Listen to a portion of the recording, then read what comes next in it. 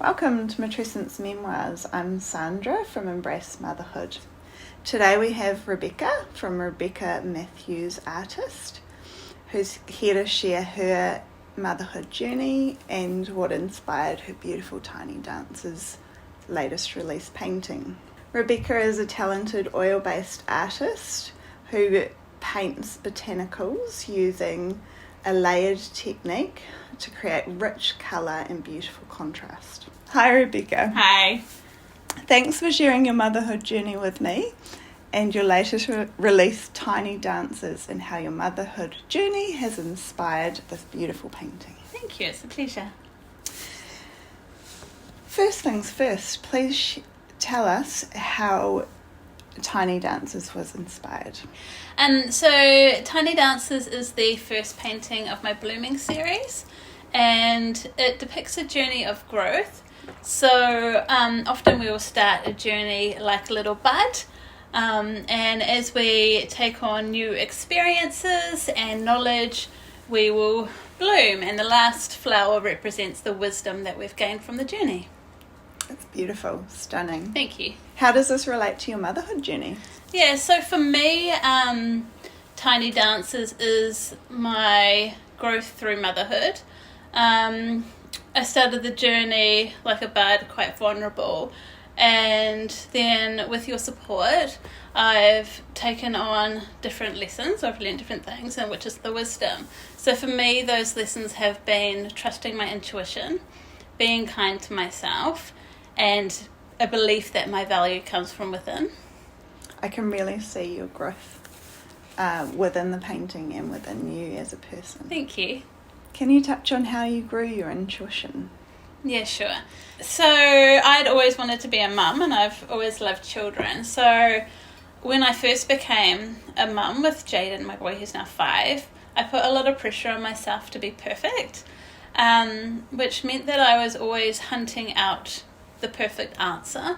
So I would Google a lot and I would Google things like, should I wake him up or should I let him sleep? And as you know, there's not one answer for that.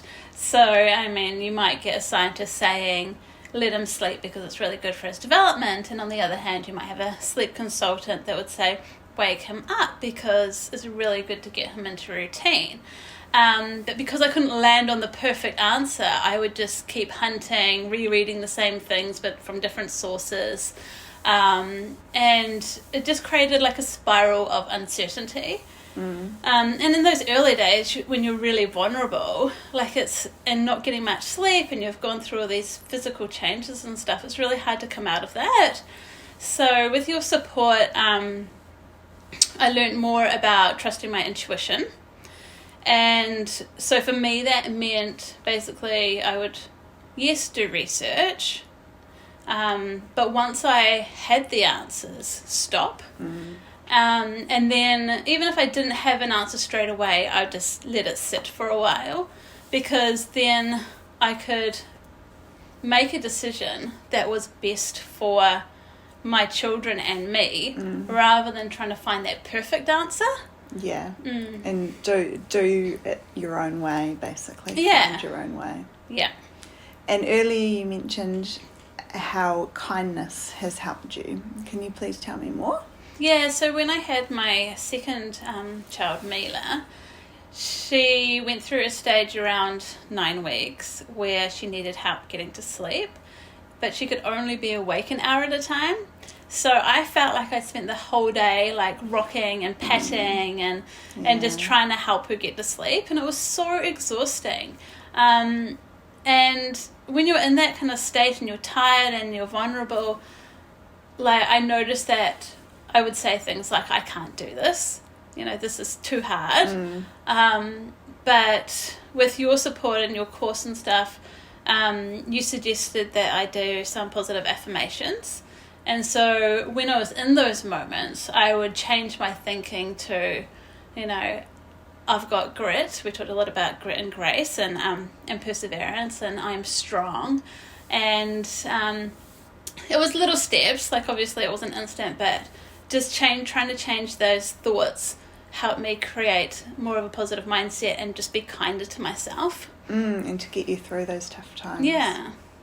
It's beautiful. Kindness is such a huge part of the matrescence journey because we've learnt in those deep times to be really mean to ourselves.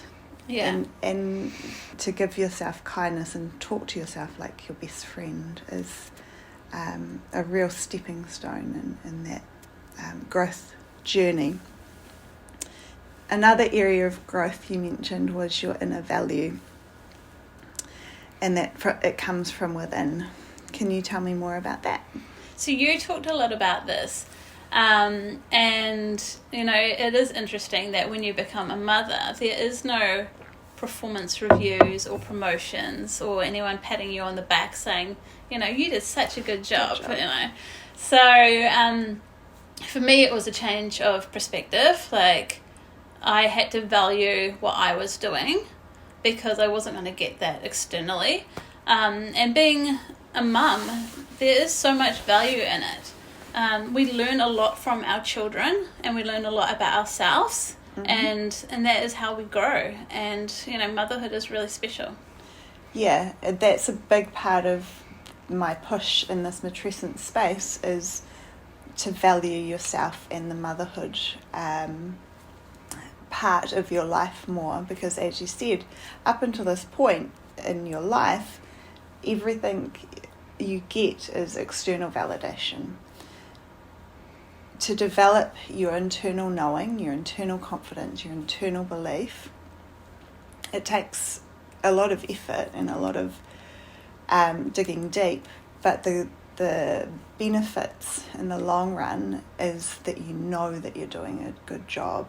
You have this confidence within you that whatever decision you make is the right decision for your family. And you stop comparing yourself to others, right? Yeah, it's very powerful.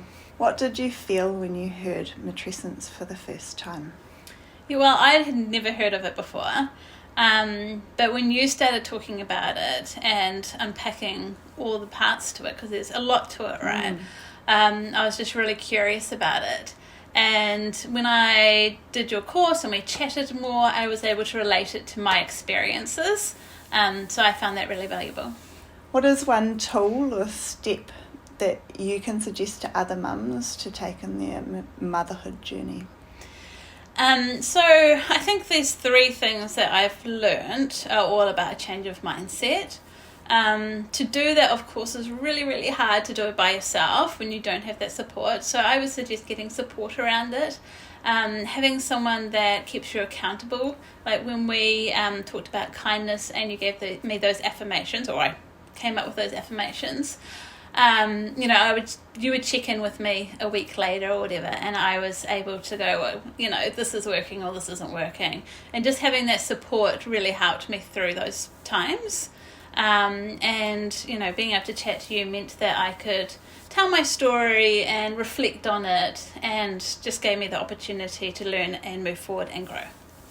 Yeah, so I think the accountability is a big one, and also the fact that I could mirror to you what I was seeing or what I was hearing, and then you come up with the answers, right? Like everything that you've come up with, you've known yourself. You just needed a little bit of help along the way. Exactly. And you created such a safe and positive environment that I felt that I could share with you. Oh, thank you. That's very kind. Well, thank you for joining me, Rebecca. You're it's welcome. Wonderful to see Tiny Dances in person. It's a beautiful, beautiful print. Thank you. Where can viewers find you or buy this beautiful artwork? So Tiny Dances can be found on my website, rebeccamatthewsartist.co.nz. The original is under Originals, and I've also got prints, which is under Open Editions. Great, thank you. And if you'd like to find out more about matrescence or myself and Embrace Motherhood, you can follow me with the Instagram or Facebook handle at Embrace Motherhood New Zealand. And I offer one-on-one coaching, mums groups, and a soon-to-be-released online course.